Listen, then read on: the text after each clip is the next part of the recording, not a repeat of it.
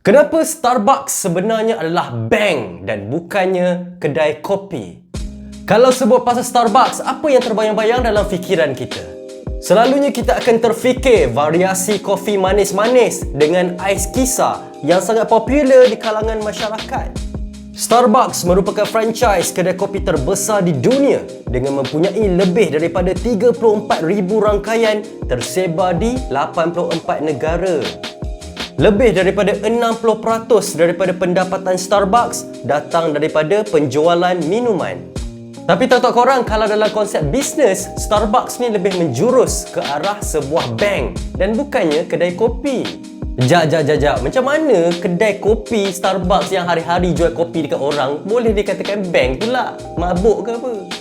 Memang betul, Starbucks adalah sebuah bank yang bertopengkan kedai kopi. Kalau Starbucks ni memang betul-betul bank, Starbucks akan menjadi salah satu bank terbesar di Amerika Syarikat.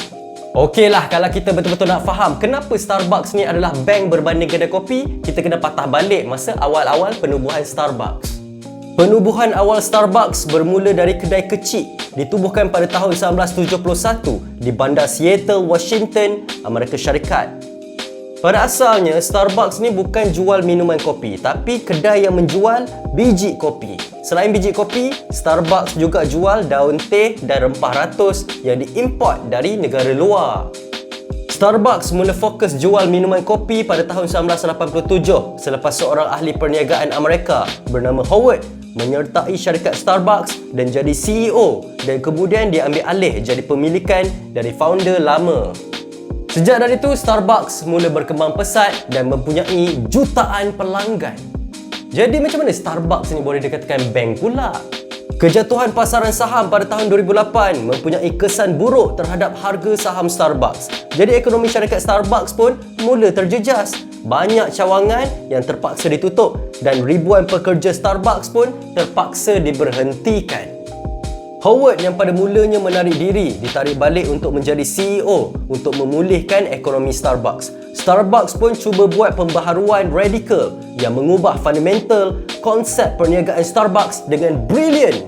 Jadi apa yang Starbucks buat? Diorang memperkenalkan kad kesetiaan Starbucks. Kad ini boleh disambungkan kepada aplikasi Starbucks dan ianya dilancarkan pada tahun 2009. Kepada penggemar Starbucks, mesti korang dah ada dah kad ni, korang dah kenal dah pun. Dengan adanya kad ni, setiap pembelian di Starbucks, kita akan dapat point. Bila dah kumpul-kumpul point tu kita boleh tukar dengan ganjaran Starbucks tertentu.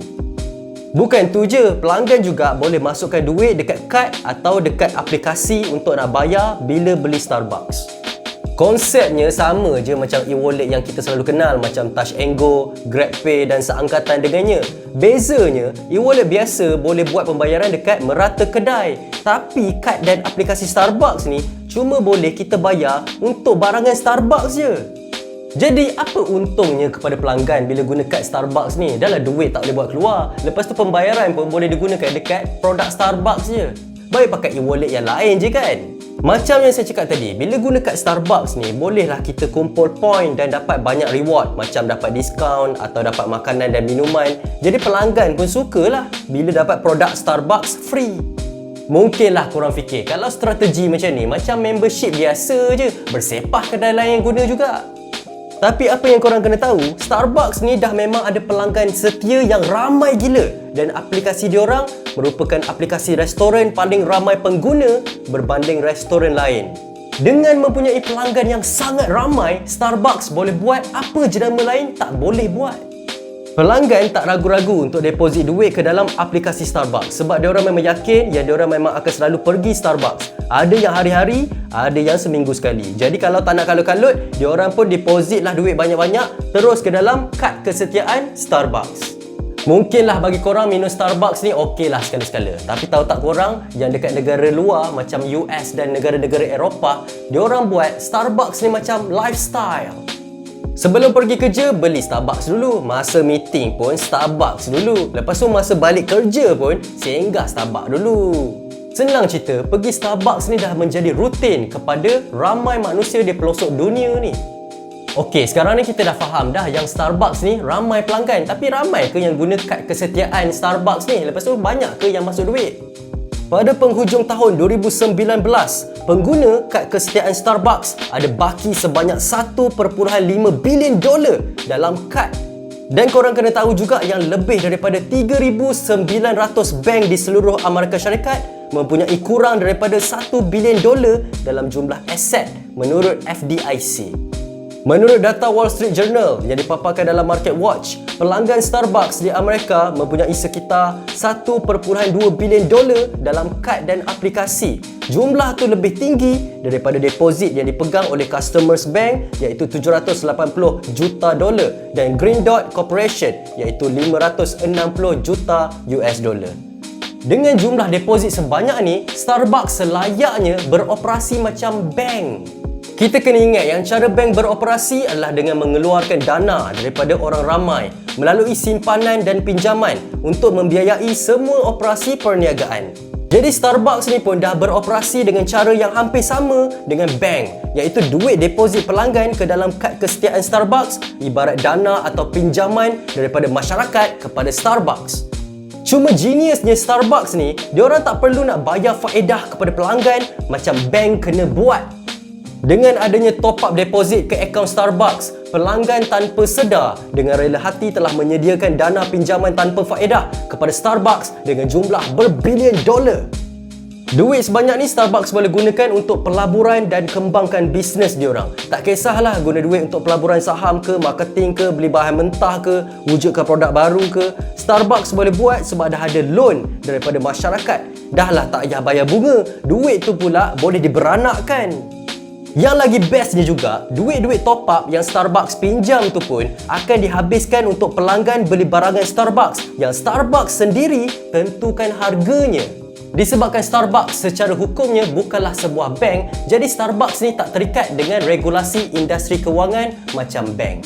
Oleh sebab tu, Starbucks senang-senang boleh kumpulkan dana masyarakat dan tak payah pening kepala nak fikir kalau ada risiko potensi gagal bayar. Sebab dana masyarakat tu masyarakat akan gunakan juga untuk beli produk Starbucks. Jadi dana dari masyarakat ni diorang boleh gunakan untuk kepentingan bisnes diorang. Disebabkan itu, Starbucks adalah bank kalau dari sudut bisnes.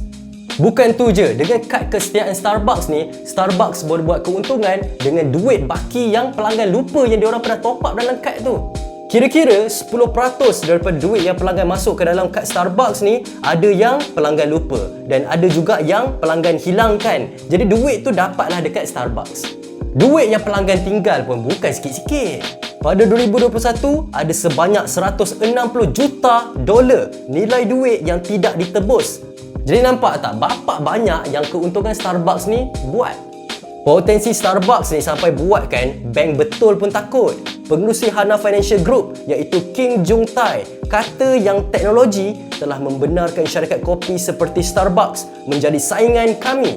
Adalah baik untuk memanggil Starbucks sebagai bank yang tidak dikawal, bukan syarikat kopi semata-mata.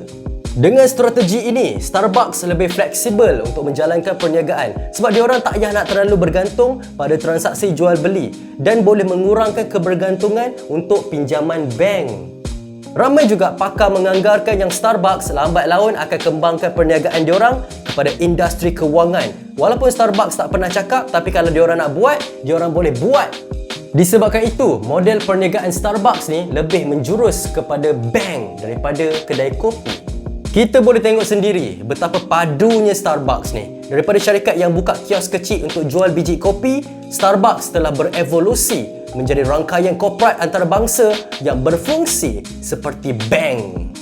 Jadi, apa pendapat korang tentang topik kita pada hari ini? Kalau korang suka video ni, jangan lupa subscribe channel ni. Jangan lupa juga like, share dan komen. Berikan pendapat korang di ruangan bawah. Nama saya Ras Daniel. Terima kasih kerana menonton. Selamat tinggal, jumpa lagi. Assalamualaikum.